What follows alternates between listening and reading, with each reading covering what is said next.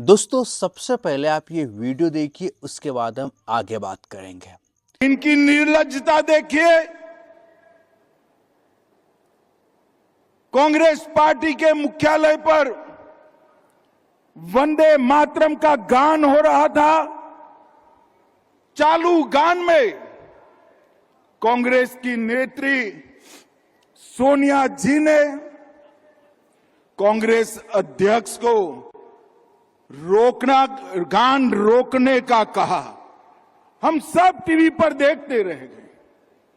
80 साल के बाद बंकिम बाबू का ये अमर मंत्र, अमर गान जब फिर से सम्मान प्राप्त कर रहा है, वो भी सोनिया जी को राज नहीं आता है। सोनिया जी, 140 करोड़ की जनता आपको देख रही है। आपके द्वारा किया गया ये पाप इस देश की जनता कभी माफ नहीं करेगी, कभी माफ नहीं करेगी। देखा आपने, हमारे देश के गृह मंत्री साहब के लिए ये इश्यू बड़ा है कि सोनिया गांधी ने राष्ट्रगान का अपमान किया, चलते हुए राष्ट्रगान को बीच में रोकने की कोशिश की। ये इनके लिए बड़ा इश्यू है। बाकी तमाम देश में जो स्थितियां हैं इन पर बात नहीं करते हैं। बेरोजगारी पर बात नहीं करते, जिसका नाम लेकर ये सत्ता में आए थे। इस देश में शिक्षा व्यवस्था पर बात नहीं करते हैं। इस देश में महंगाई पर बात नहीं करते हैं। आप स्मार्ट सिटी की बात नहीं करते हो। देश की इकोनॉमी पर आप बात नहीं करते हो। गिरते हुए रुपये पर आप बात नहीं करते हो। बस ऐसा कोई विषय मिल जाना चाहिए जिससे जनता को लगे कि हाँ, कांग्रेस वाले तो जो है राष्ट्रगीत और राष्ट्रगान का सम्मान नहीं करते हैं। ये कोई ठीक है, गलती है कांग्रेस की, हम इस चीज़ को इनकार नहीं कर सकते हैं कि चलते हुए राष्ट्रगान में इस तरह से रोकने की अपील की जाए या आप उस मुद्रा में खड़े ना हो जिस मुद्रा में आपको खड़ा होना चाहिए।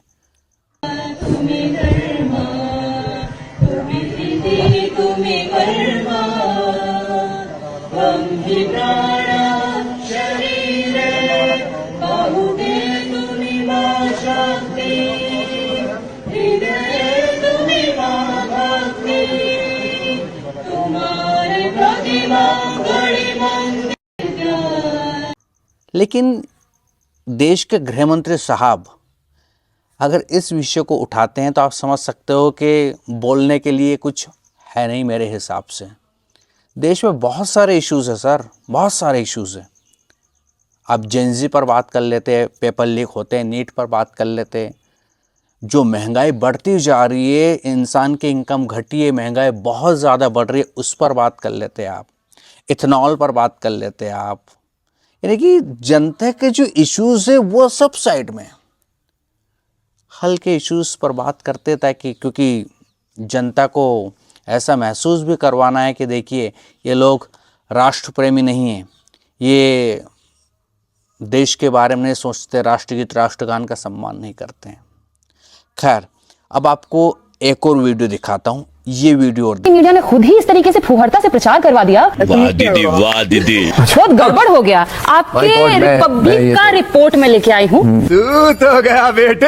आपका रिपब्लिक का कोई राइटर है कुणाल वर्मा करके। आप इस पे मेलोडी पे कमेंट नहीं। मेलोडी पे आपने लिखा है, ये फंस गया सीएम। मेलोडी मूवमेंट को देखकर जयशंकर ने यूं किया स्माइल।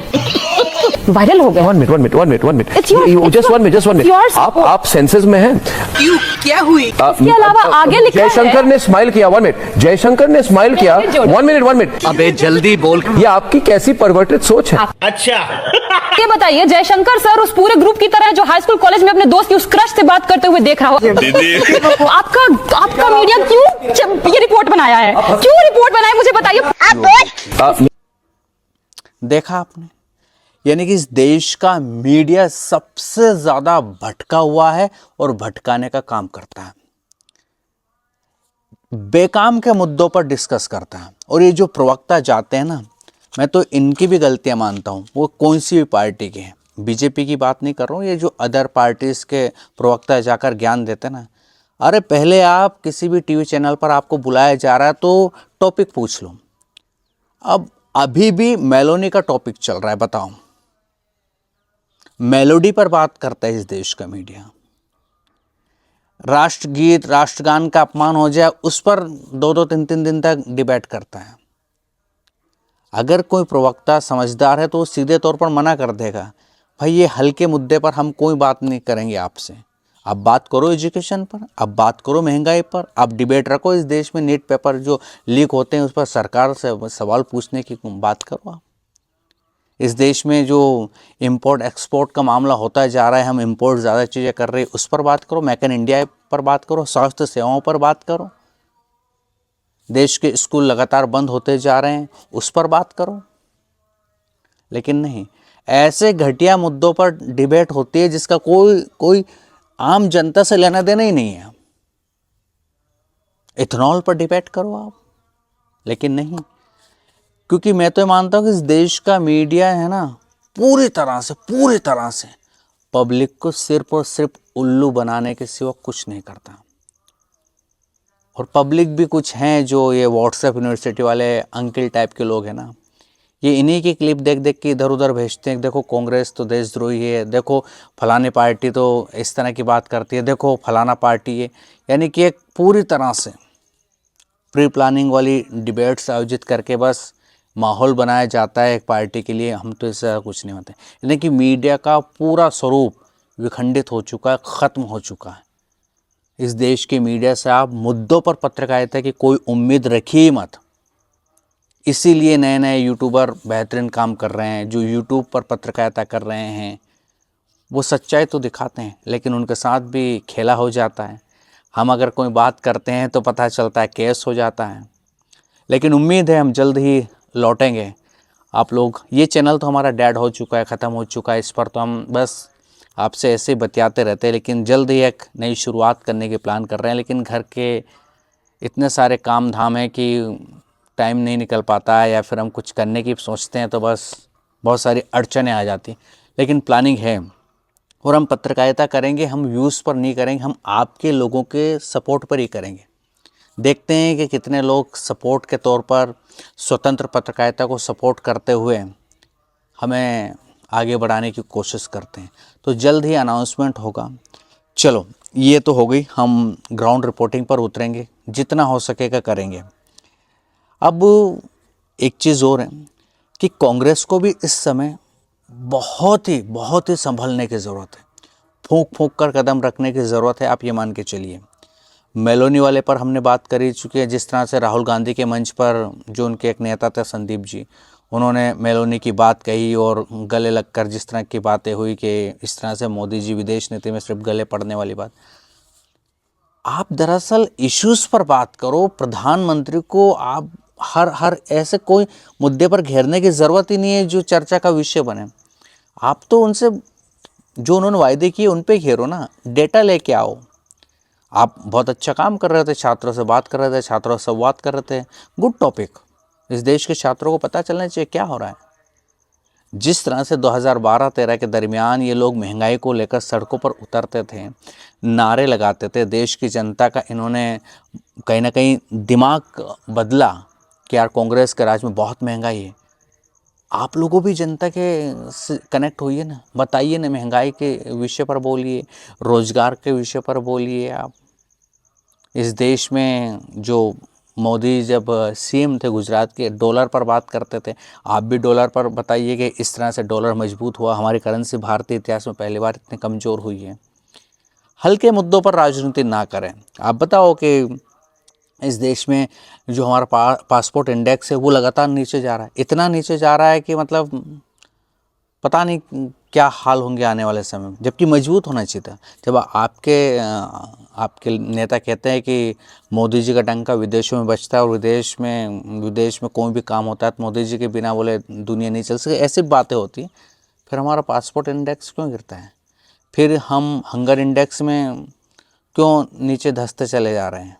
हम क्यों फिर डेमोक्रेसी इंडेक्स में नीचे जा रहे हैं? मान लो हम पत्रकारिता के इंडेक्स में जो होता है उसमें तो नीचे जा रहे हैं, तो उसकी वजह सरकार ना मान तो इन लोगों की गलती मान लो कि इन लोगों ने पत्रकारिता छोड़कर सरकार के लिए ही काम करना शुरू किया है।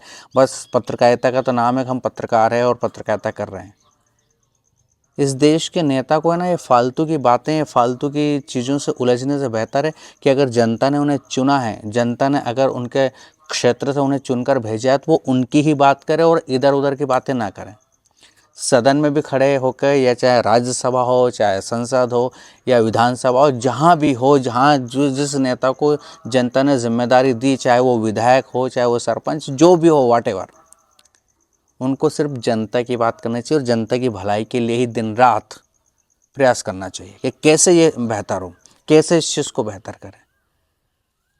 फालतू की बातों में उलझने की ज़रूरत नहीं। इस देश में अभी 2047 की बातें हो रही है। हमने कल भी इस पर डिबेट बात की है कि 2047 तक हम विकसित भारत बन जाएंगे। 2047, मुझे ऐसा लगता है कि 2047 नहीं, 2070 तक भी अगर इसी तरह देश चलता रहा तो पॉसिबल नहीं होगा। कोई रोड मैप ही नहीं है, बातें हैं, बातों का क्या वाला हिसाब है। खैर, दोनों पार्टियों, खासकर कांग्रेस के बारे में अगर हम बात करें तो भाई ऐसी राजनीति से दूर रहें और पब्लिक के इश्यूज़ पर बात करें, पब्लिक के बारे में बात करें और अनगर्ल टिप्पणी से, अनगर्ल बातों से बचे, इसमें बेहतर है। और जो दूसरे प्रवक्ता है, ये जो टीवी पे जाते हैं, उनसे भी मेरा वीडियो नहीं देखते हैं, 100-200 लोग देखते हैं, लेकिन अगर किसी को कुछ थोड़ी बहुत पहचान है तो कहिए कि अरे भाई डिबेट में जा रहे हो, डिबेट का विषय पूछो, अगर फालतू का विषय हो तो अवॉइड करो। अरे जाओ ही मत ना, एक पार्टी का प्रवक्ता जाएगा, वही करते रहेंगे बहस आपस में पार्टी के प्रवक्ता एक नहीं, वहाँ तो और भी होते हैं, आप सभी को पता है। तो ये चीज़ें चल रही है। खैर, देश में जिन नेताओं की ज़रूरत है ना, वो राजनीति से दूर है, यकीन मान के चलो। और जिन्हें राजनीति में नहीं होना चाहिए, वो राजनीति में है। दिक्कत यही है। और जब तक ऐसा चलता रहेगा ना, क्या लगता है आपको? बताइएगा कमेंट सेक्शन में। ये था वीडियो, कैसा लगा ये भी बताएं। जानकारी ठीक ठाक लगती है चैनल को लाइक, शेयर, सब्सक्राइब करना ना भूलिएगा। फिर मिलेंगे किसी दूसरे विषय में। तब तक के लिए आपके दोस्तों को दीजिए इजाज़त। नमस्कार।